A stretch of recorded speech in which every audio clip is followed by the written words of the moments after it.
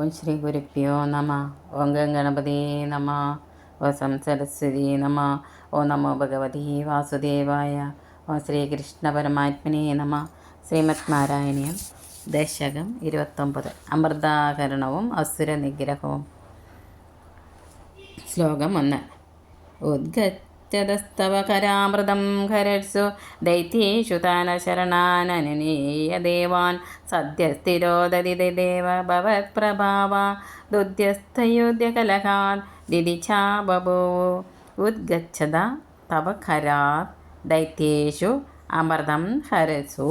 പാലാഴിൽ നിന്ന് ഉയർന്നു വരുന്ന അങ്ങയുടെ കയ്യിൽ നിന്ന് അസുരന്മാർ അമൃതത്തെ തട്ടിക്കൊണ്ടുപോയി കളഞ്ഞു. അശരണാൻ താൻ ദേവാൻ അനുനീയ. അപ്പോൾ ഒരു രക്ഷയുമില്ലാതായിത്തീർന്ന ആ ദേവന്മാരെ സാന്ത്വനവചനങ്ങൾ സമാശ്വസിപ്പിച്ച് ദേവ സദ്യ തിരോധ ദിത, അല്ലയോ ദേവ അവിടുന്ന് പെട്ടെന്നങ്ങ് മറഞ്ഞു കളഞ്ഞു. ദിദിച്ച ഭവത് പ്രഭാവ, അസുരന്മാർ ആകട്ടെ അവിടുത്തെ പ്രഭാവം ഹേതുവായിട്ട് ഉദ്യസ്യ യോധ്യ കലഹ ബഭൂവു, സ്വന്തം കൂട്ടരുമായി തന്നെ കലഹത്തിന് ഒരുങ്ങിയവരായി തീരുകയും ചെയ്തു. സമുദ്രത്തിൽ നിന്ന് ധന്വന്തരിമത്തിയായി പൊങ്ങി വരുന്ന അങ്ങയുടെ കയ്യിൽ നിന്ന് അസുരന്മാർ അമൃതത്തെ അപഹരിച്ചപ്പോൾ ശരണമില്ലാതായ ആ ദേവന്മാരെ ആശ്വസിപ്പിച്ചിട്ട് ഉടനെ തന്നെ അങ്ങ് തിരോഭവിച്ചു. അല്ലയോ ഭഗവൻ, അങ്ങയുടെ പ്രഭാവത്താൽ അസുരന്മാർ സ്വവർഗക്കാരോട് തന്നെ കലഹിക്കുന്നവരായി ഭവിച്ചു. അസുരന്മാർക്കിടയിൽ തന്നെ അമൃത് ദേവന്മാർക്ക് കൂടി കൊടുക്കണമെന്നും മറ്റും പറഞ്ഞ് അഭിപ്രായ വ്യത്യാസവും കലഹവും ഉണ്ടായി. ശ്ലോകം 2.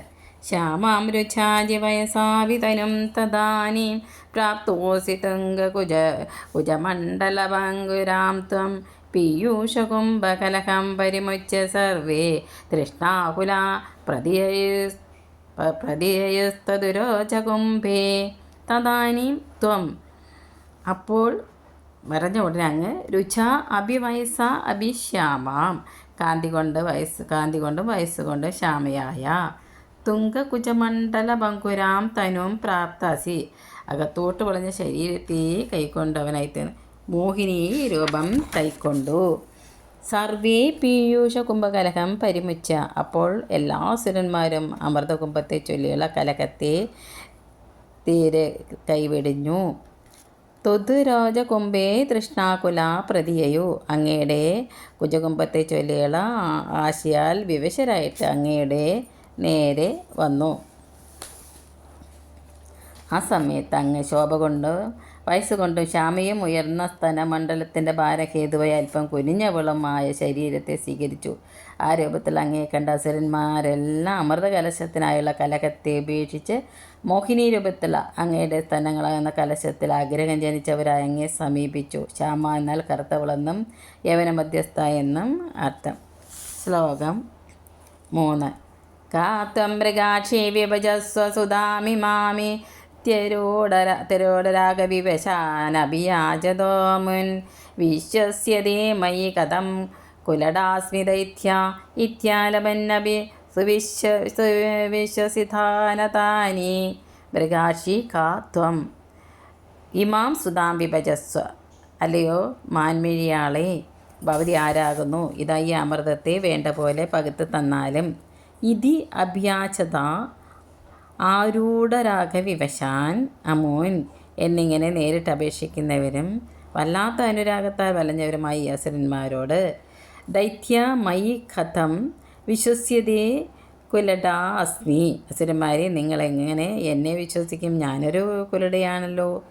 ഇനി ആലപൻ അഭി സുവിശ്വസിതാൻ അദാനി എന്നിങ്ങനെ മൊഴിഞ്ഞുകൊണ്ടതിന് അവരെ തന്നിൽ തികച്ചും വിശ്വസിച്ചവരാക്കി തീർത്തു. അല്ലയോ മാൻകണ്ണിയാളെ ഭവതി ആരാണ്? ഈ അമൃതത്തെ ഞങ്ങൾക്കായി ശരിയായി ഭാഗിച്ചു തരിക എന്ന് അഭ്യർത്ഥിക്കുന്നവരും അതിയായ അനുരാഗത്താൽ വൈവിശ്യം കലർന്നവരായ ഈ അസുരന്മാരോട് അല്ലയോ അസുരന്മാരെ, ഞാനൊരു വേശ്യാസ്ത്രീയാണ്, എന്നിൽ നിങ്ങൾക്ക് എങ്ങനെ വിശ്വാസമുണ്ടാകുന്നു എന്ന് പറയുന്നവരാണെങ്കിലും വളരെയധികം വിശ്വാസമുള്ളവരാക്കി തീർത്തു. ഭഗവാന്റെ മോഹനകാരിയായ മന്ദസ്മിതം, കടാക്ഷം എന്നിവയാൽ അസുരന്മാർക്ക് ഭഗവാനിൽ അനുരാഗവും വിശ്വാസവും വർദ്ധിച്ചു. ശ്ലോകം 4. മോദാസുധാ കലശമേഷു ദദർസു സാത്വം ദുശ്ചേഷ്ടിതം മമ സഹോദ്ധമതി ബ്രുവാണ പങ്ക്തിപ്രഭേദ വിനിവേശിത ദേവദൈത്യ ലീലാവിലാസഗതിഭി സമതാസുതാം താം യേശു മേ മോദാത് സുധാകലശം ദദസ്സു. വിശ്വസിച്ചവരായിത്തീർന്ന ഈ അസുരന്മാർ സന്തോഷത്തോടെ അമൃതകുംഭം മോഹിനിയുടെ കൈ കൊടുത്തു. അപ്പോൾ സാ ത്വം മമ ദുശ്ചേഷ്ടിതം സഹധ്വം ഇതി ബ്രുവാണ. മോഹിനിയായി അവിടുന്ന് നിങ്ങൾക്ക് ഇഷ്ടമല്ലാത്ത വല്ലതും ഞാൻ കാട്ടിയാൽ സഹിച്ചേക്കണമേ എന്നും ഒഴിഞ്ഞുകൊണ്ട് പങ്ക്തി പ്രഭേദ വിനിവേശിത ദേവദൈത്യ ദേവന്മാരെയും ദൈത്യന്മാരെയും പന്തി തിരിച്ചെത്തിയിട്ട് താം സുധാം ലീലാവിലാസ ഗതിബി സമത ആ അമൃത് ആടിക്കൊഴിഞ്ഞ് നടന്നുകൊണ്ട് നന്നായി വിളമ്പി. ഈ അസുരമ്മ അമൃത കലശത്തെ സസന്തോഷം കൊടുക്കവേ മോഹിനി രൂപം ധരിച്ച അങ്ങ് എൻ്റെ ദുഷ്ടപ്രവൃത്തിയെപ്പോലും സഹിച്ചു കൊള്ളുവിൻ എന്ന് പറയുന്നവളായി ദേവന്മാരെയും അസുരന്മാരെയും വ്യത്യസ്ത പന്തികളിരുത്തിയിട്ട് ശൃംഗാരരസം കലർന്ന നർത്തത്തോടുകൂടി ആ അമൃതത്തെ ദേവന്മാർക്ക് മാത്രമായി വിളമ്പിക്കൊടുത്തു. ഭഗവാന്റെ ശൃംഗാരഭാവത്തിൽ അസുരന്മാർ മയങ്ങിയിരിക്കെ ദേവന്മാർക്ക് മാത്രം അമൃത് വിളമ്പിക്കൊടുത്തു. ശ്ലോകം 5.